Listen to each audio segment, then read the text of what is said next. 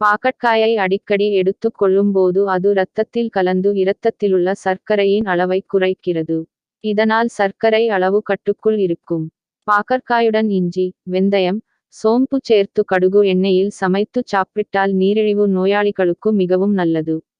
பாகற்காயில் நார்ச்சத்து அதிகமாக உள்ளதால் நாம் சாப்பிட்ட உணவு நன்கு செரிமானமாக உதவுகிறது. இது மூலம் மலச்சிக்கல் போன்ற பிரச்சனைகளை பாகற்காய் போக்குகிறது.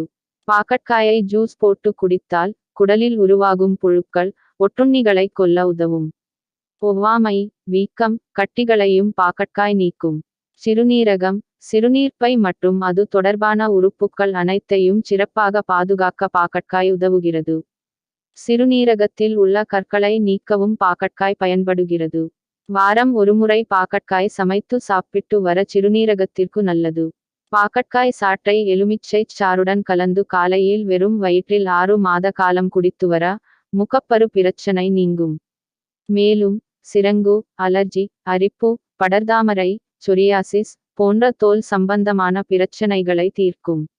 அடிக்கடி உணவில் எடுத்துக்கொண்டால் இரத்தத்தில் வெள்ளையணுக்களின் உற்பத்தியை அதிகரிக்கச் செய்து நோயெதிர்ப்பு சக்தியை உடலுக்கு அளிக்கிறது.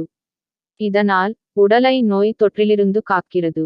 வாரத்திற்கு 2-3 முறை பாகற்காய் உணவில் சேர்த்துக் கொண்டால் கல்லீரலில் இருக்கும் நச்சு கிருமிகளை அகற்றி கல்லீரலை ஆரோக்கியமாக பாதுகாக்கிறது. அல்லது தினமும் 1 கப் பாகற்காய் ஜூஸ் குடித்து வர கல்லீரல் பிரச்சனைகள் நீங்கும்.